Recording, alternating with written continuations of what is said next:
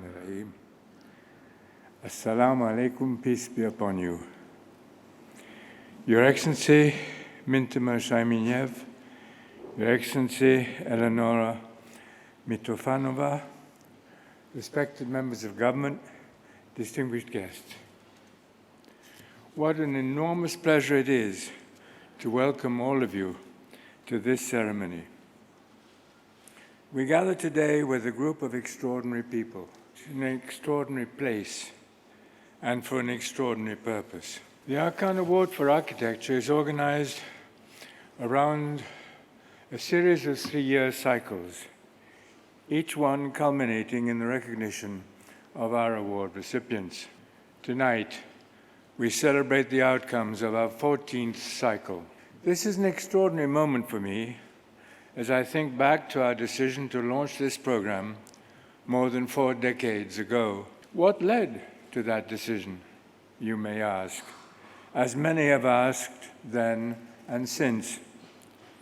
Just why should the Ismaili Imamate become so deeply involved in the world of professional architecture? The simple answer lies in my conviction that architecture, more than any other art form, has a profound impact on the quality of human life.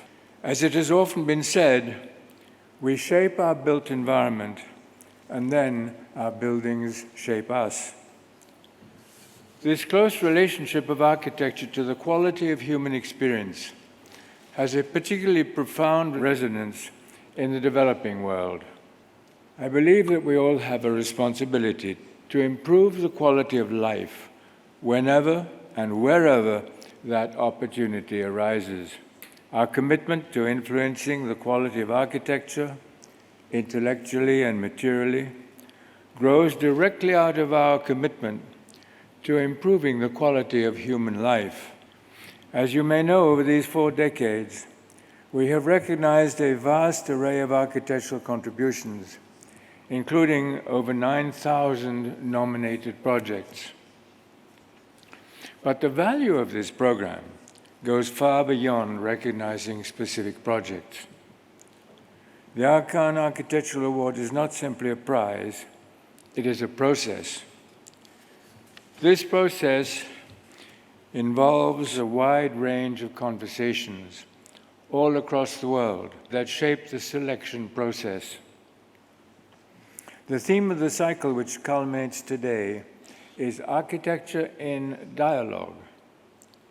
This theme, which emerged out of the deliberations of the steering committee and master jury, sees architecture as a robust interchange, one that can embrace a variety of diverse and even divergent perspectives. A true dialogue requires not only that we articulate one perspective, but also that we listen attentively to other perspectives.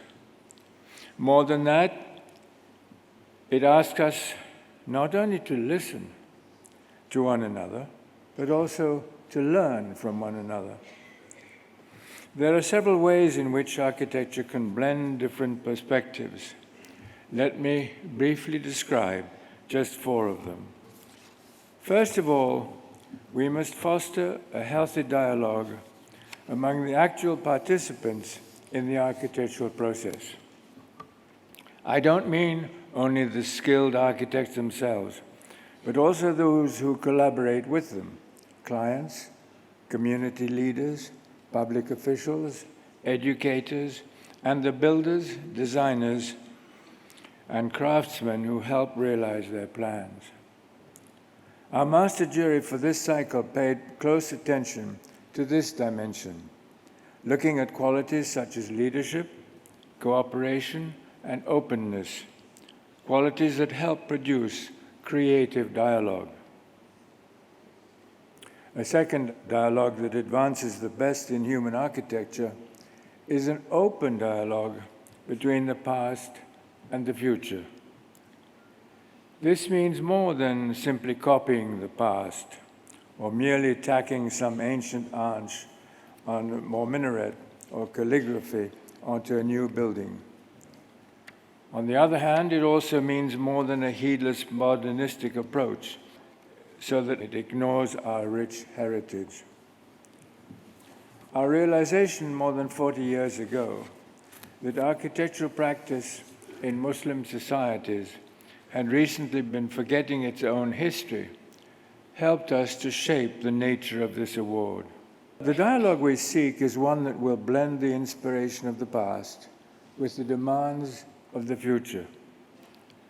The demands are many: environmental, social, technological, and economic, not to mention the challenges of a political polarization. In all of these respects, looking back can help us look forward, and vice versa. A third dialogue that commands architectural attention is the dialogue between nature on the one hand and human creativity on the other. Both the natural world and the world of human capacities are divine gifts, but it is tempting sometimes to embrace one without thinking much about the other.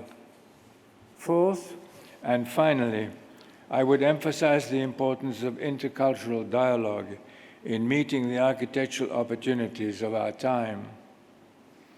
I have mentioned how this award grew out of a concern with the deterioration, what some of us called the hibernation, of rich Muslim architectural traditions. But honoring one's own historic identity should not imply some sort of narrow isolation. The rich architectural dialogue we seek to foster should include a renewed respect for the rich diversity of Islamic cultures themselves. As a way to exemplify this concern, we recently opened a new AKAA center in London, in which 7 Islamic gardens have been created, reflecting 7 different Muslim traditions. In addition, we should be working to foster a rich dialogue with non-Islamic cultures, including diverse religious traditions. Architecture can lead the way in this effort as we listen to one another and learn from one another across old divides. Pluralism means more than merely tolerating a diversity of influences and ideas. It also means welcoming the learning opportunities that diversity provides, finding ways to honor that which is unique in our individual traditions, as well as those values that connect us to all of humankind. We must think of diversity as a divine gift, a blessing, not a burden. I mentioned earlier that we are meeting today in a special place. Tatarstan has for centuries been a place of exceptional commitment to pluralistic values. The city of Kazan and the larger region have long been renowned for their rich mix of ethnicities and cultures, including the impressive way in which their architectural heritage has been preserved and respected. It is striking to realize that nearby Bolgar, which I visited yesterday, became a Muslim religious center as early as 922, almost 1100 years ago.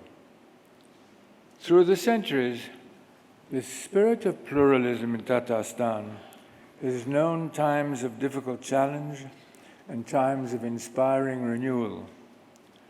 But through everything, a commitment to inclusiveness has persisted. This spirit was encouraged under the pluralist leadership of several of the Muslim khanates that governed the area in the 14th and 15th centuries, and also some later Russian rulers, such as Peter the Great and Catherine the Great.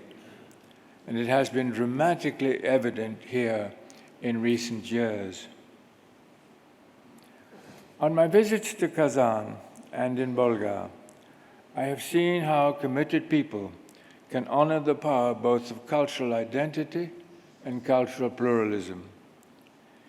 It is striking to see how churches and mosques, for example, have been built and preserved right next to one another, as powerful symbols of a profound intercultural dialogue. I would hope that we all can help point the rest of the world to the powerful pluralistic model of places like Kazan and Bolgar. The world is in need of such examples.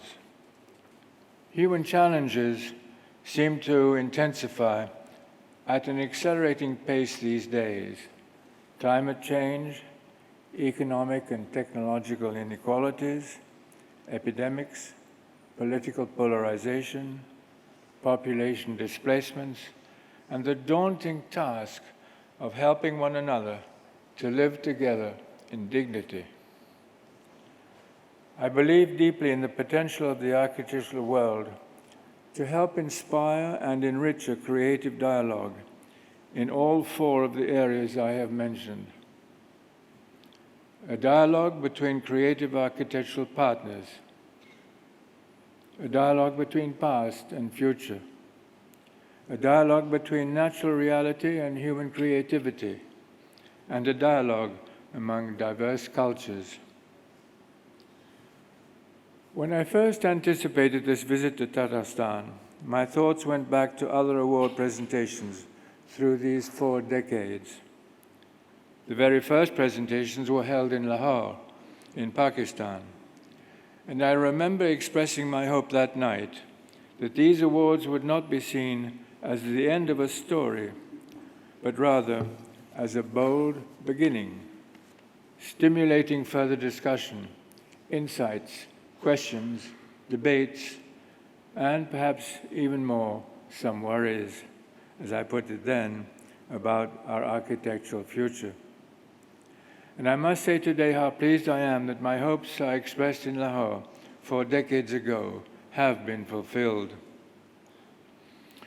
The fact that our theme today is built around the word dialogue testifies to our continuing aspirations.